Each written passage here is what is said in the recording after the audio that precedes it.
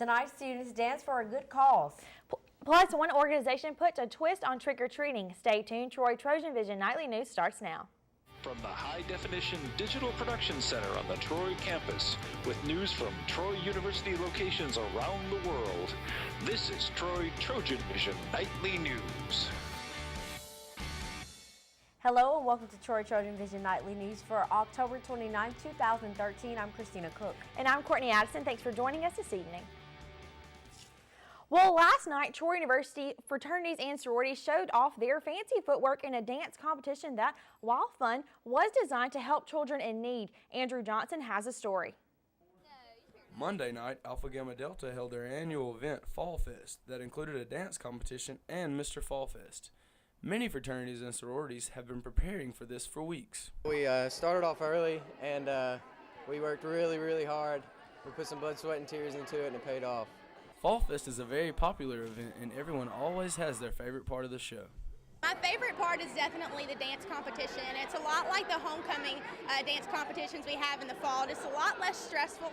A lot of people get to come and have more fun with actually worrying about winning. Definitely the dance competition of the Fall Fest. It was fun to see everybody's kind of like homecoming all over again, but different dances and even better. Fall Fest is Alpha Gam's annual philanthropy and largest fundraiser here in Troy.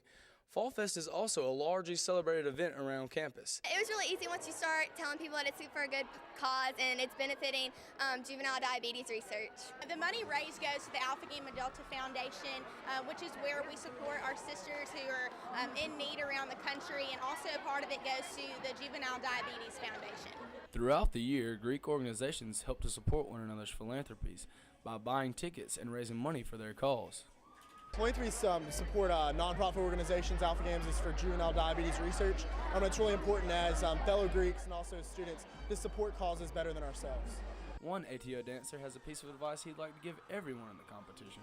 I say work your fanny off, and it'll come out. You'll come out on top. Andrew Johnson, Troy TrojanVision News. Alpha Gamma Delta's next philanthropy event will be a CrossFit competition in the spring.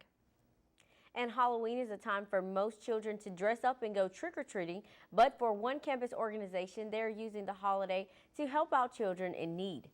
Circle K International is taking trick-or-treating to a different level this week with Trick-or-Treat for UNICEF. Trick-or-Treat for UNICEF is a national campaign sponsored by Circle K, and they are collecting donations, or excuse me, they are collecting money outside of the Trojan Center to benefit the UNICEF cause. There are a variety of ways money will be raised by the organization. Money for UNICEF. It's a national organization that Circle K really puts a lot of time into. We raise money. It promotes awareness for children all around the world and mothers. It's gender equality and HIV prevention, just all kinds of great things. And they really do a lot with Eliminate, which is eliminating mother and neonatal tetanus, which we all get our tetanus shots when we're little. They don't, so we donate a whole lot of money to that cause. And Circle K will be outside the Trojan Center again on Wednesday from 11 to 2. Well, throughout the month of October, Troy University brought a little French culture to the campus through cinema. You know, Christine, that's exactly right, but the French Film Festival actually ended last night, and Chantel Calhoun gives us a look at the final showing of this year's festival. The award-winning film, The Painting, was shown in Patterson Hall for Troy University students, faculty, and staff. This is for anybody who has a taste for art, because in it you can see the influence of Picasso and Modigliani and Matisse and some of the great 20th century painters. But in it, it's about a caste society, in effect. A painting has been completed and the painter has walked away. And he's left figures who are the all-dones and the halfies and the sketchies. Three different categories of people. And can a halfie fall in love with an all-done? Is that acceptable? When asking students what their favorite part in the movie was, this was their response. My favorite part of the movie would have to be when he brought his friend to get him drawn again, after they stumped him. That was a pretty sad scene. I didn't know they was going to do that. The film The Painting was presented to Troy by the French-American Cultural Exchange, also known as The Face. The Face offers thousands of dollars in grants in order to bring contemporary. The course we have in the honors program called Masterpieces of French Cinema. This is Chantal Calhoun, Troy, TrojanVision News. The Painting was the last film in the festival, but organizers hope to bring the French films back in the near future. And now taking a look at news from around the state. In Holly Pond, Alabama, lawmakers are getting a chance to hear about the state's agriculture sector ahead of next year's legislative session. A local summit is being held today at the Guy Hunt Museum. Industry officials plan to update lawmakers and state leaders on the latest trends in their field. And in Centerville, defense lawyers are trying to convince jurors that a Central Alabama woman took her own life in 1999 rather than being killed by her husband, as prosecutors claim. The differing pictures emerged yesterday during the trial of Jody Bird, who is charged with the murder and killing of his wife, Desta Dodson Bird.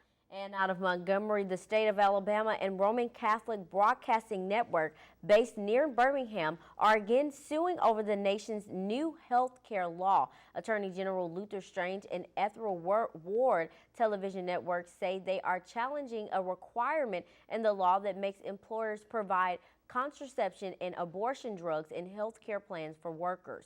And still to come on TrojanVision Nightly News, the women's basketball team kicked off the season last night. Mitchell Spoon will tell us how they did and more when he joins us with sports. Now Mitchell Spoon joins us with sports. So Mitchell, it seems like everyone is still in the mindset of football, but actually the basketball season is just around the corner, and the women's team actually got started last night. That's right. They had an exhibition match in Trojan Arena, and while it may not have counted in the record books, it did count in boosting their confidence. But I'll let you know how they did right now in sports.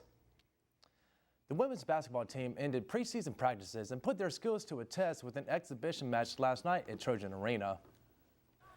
On Monday night, the Troy women's basketball team hit the court for the first time this season with an exhibition match against the West Florida Argonauts and came away with an impressive 110-71 victory. Well, it's great to get the first game under our belt. There's been so much excitement about our returners coming back and our new players coming in, and we're just glad to get this first game behind us. We came out and we shot very well, over 57%, I believe, in the first half. And so to come out with first game jitters and shoot well at home in front of a crowd, we're happy. The Trojans returned 3 seniors, including all-Sunbelt player Joanna Harden, along with a multitude of juniors on the team. Head coach Shanda Rigby says she was impressed with how the players came out in the game and how they abide to the system that she's instilled in them. I mean, it's a good flow, and it's the flow that we want to be in the game, scoring quickly. I think we started off with our fast-paced offense. They were just making one pass up the floor and shooting, which is what I like them to do, and then it was going in, so we got in a good flow, and then that was able to, our defense came on behind that, like you said, created turnovers, and we were able to score quickly off of those turnovers, and scoring feeds scoring, and that's what happened. Sophomore guard Ashley Beverly Kelly led the Trojans with 24 points, followed by Joanna Harden with 20. The other senior guard, Brooke Bowie, had 13 points and says she is ready to play at the top of her game with her being a senior. I mean, I'm a senior this year, and I feel like this year I'm actually going to play like a senior. Like last year, my other 3 years here, I felt like I played at the same level, and this year, it's my last year, so I need to step it up and play like the senior that I am. The Trojans' next match will be the season opener against Alabama State in Montgomery. Coach Ridley says the two teams are a lot alike as far as being fast-paced. It should be a great game. It's in their place. They're wanting to begin with a win just like we are. They're a running team like we are. They want to do the same thing. They want to push the ball and score a lot of points. So hopefully we'll both light up the scoreboard, and it should be a fun game to watch. The Trojans' match against Alabama State will be on November 8th. And another piece of news for the team, the Sunbelt released the preseason poll and preseason conference teams earlier today. The Trojans were picked to finish 4th in the league. Senior Joanna Harden was the second-team Sunbelt selection, while sophomore Ashley Beverly Kelly was the third-team pick. And while the women's team got their victory last night, the men's team will be looking to follow suit tonight when they host an exhibition match of their own to start off the new season. The Trojans will be taking on Victory University. This will be the first test for new head coach Phil Cunningham and his first contest in Trojan Arena.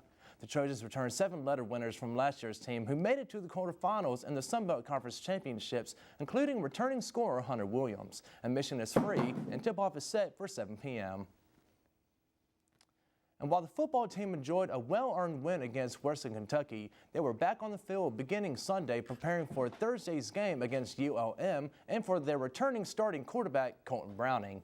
The Trojans learned over the weekend that Browning is back in action and will play in Thursday's game, but players and coaches say that won't make a difference in their preparation or their gameplay. We're going to go out there and do what we do. We're going to go out there and play Troy football, and hopefully whoever gets in the way of it is going to pay. And we're going to come out with a win, and I don't think we're going to worry too much about, you know, what their name is or who they got over there. We're just going to worry about doing what we do best, and hopefully that pays off for us. Our mentality is the same. You know, we still have to go in and play defense. It don't matter who back there, whether it's 12 or 15. And, you know, I've been watching film, seeing him bruised up. He's banged up. So, you know, we got to get pressure on him. We got to hit, and we got to make him quit. Kickoff for Thursday's game is set for 6:30 p.m.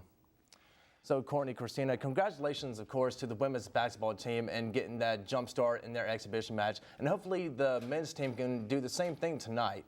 Exactly. Best of luck to the men. Hopefully the women's basketball team can kind of keep it up. And also best of luck to the football team Thursday night. Of course, we need that win. Absolutely. Thanks, Mitchell. Thank you. Thanks so much.